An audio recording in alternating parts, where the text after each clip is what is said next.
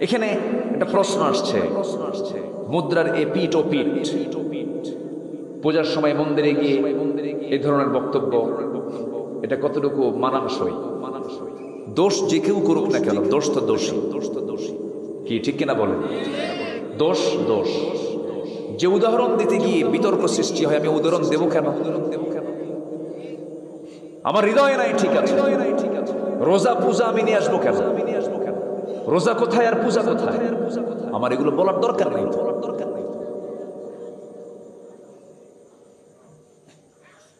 মানুষের জ্ঞানের পরিমাপ অনুযায়ী বাক্যালাপ করা উচিত।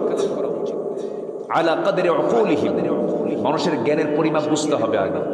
আমি কোথায় কথা বলছি, আমার কথাটা কোথায় যাচ্ছে, কারা শুনতেছে। গবেষণালব্ধ কথা ইনডোরে বলতে হয়, গবেষণালব্ধ কথা বাইরে বললে প্যাঁচ লেগে যায়, ভুল হয়ে যায়। আমি এতটুকু আমি সবাইকে একটু সতর্ক করে দিতে চাই, আল্লাহ যেন আমাকে আমল করার তৌফিক দান করেন। দ্বীনের সঙ্গে সাংঘর্ষিক কোনো কথা মুখ থেকে যেন না বের হয়, আমরা সচেতন থাকার চেষ্টা করব ইনশাআল্লাহ। বলেন জোরে বলি ইনশাআল্লাহ। আপনার পূজার মণ্ডপে আপনি মুসলিম হয়ে যাচ্ছেন, আপনি পূজার মণ্ডপ আপনি পাহারা দিবেন, এটা ইসলাম আপনাকে বলে দিয়েছে। মন্দির পাহারা দিবেন আপনি বলে দিচ্ছে, কিন্তু পূজার মণ্ডপে গিয়ে আপনি ওই কি খাবেন, প্রসাদ খাবেন, নাড়ু খাবেন, এটা ইসলাম কখনো মেনে নিতে পারে না। এটা তাদের ধর্মীয় উপাসনা নয়। আপনি যেটাই করবেন, ইসলাম অন্য ধর্মের প্রতি সহিষ্ণু, কিন্তু এর মানে প্রশংসায় পঞ্চমুখ হয়ে আপনি বলে ফেলছেন যে মা দুর্গা গজে চড়েছেন, ফসল উন্নতি হয়েছে, এই জাতীয় কথা ইমানদার কখনো বলতে পারে না। মা দুর্গা গজে চড়ুক আর উঠে চড়ুক আর ঘোড়ায় চড়ুক, যা চড়ে চড়ুক, আমার বলা দরকার নাই। আল্লাহর কাছে দিন ধর্ম, আল্লাহর কাছে কয়টা? আল্লাহর দিন কয়টা? একটা। তার নাম কি? তার নাম কি? ইসলাম। আপনি ইসলামের প্রশংসা, আপনি মুসলমান, আপনি ইসলামের প্রশংসা করেন। অন্য ধর্ম নিয়ে প্রশংসার দরকার নাই, গালি দেওয়ারও দরকার নাই। কি প্রশংসার দরকার নাই, গালি দেওয়ারও দরকার নাই। এত কেন? এত বেশি ভালো না, অতিরঞ্জিত মানুষকে বিব্রত করে।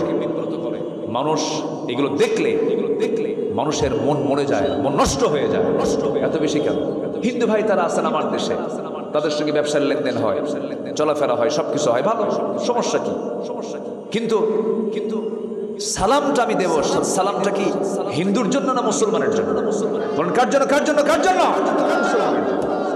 এটা মাথায় রাখতে হবে। আল্লাহ রাব্বুল আলামিন সবাইকে বোঝার তৌফিক দান। জোরে বলি আল্লাহুম্মা আমিন। হুজুর ইমাম সাহেবদের বেতন নিয়ে কিছু বলবেন। বেতন দিবেন না, ও হাওয়া খাক। আমার দেশে সবচেয়ে কম বেতনে চাকরি করে কারা? তাও 6 মাসের বেতন বাকি। কয় মাসের? 6 মাসের বেতন বাকি।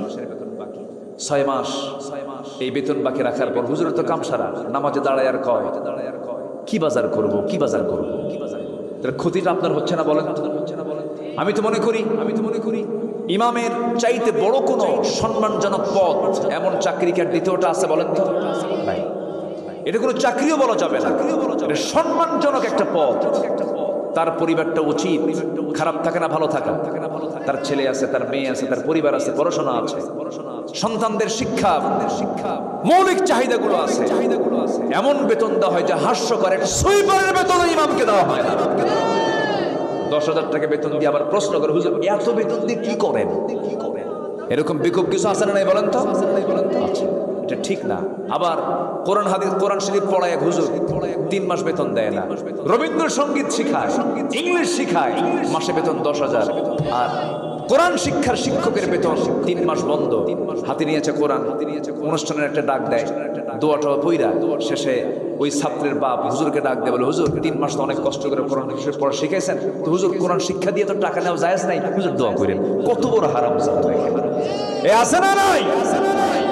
এগুলো হেয় করা হয়, এগুলো ইনসাল্ট করা হয়, আপনার সম্মানকে সর্বোচ্চটুকু দেওয়ার চেষ্টা করবেন ইসলামের কাজে। জোরে বলি ইনশাআল্লাহ।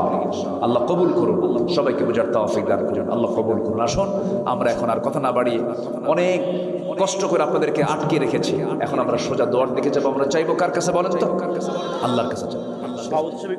কথা বলবেন?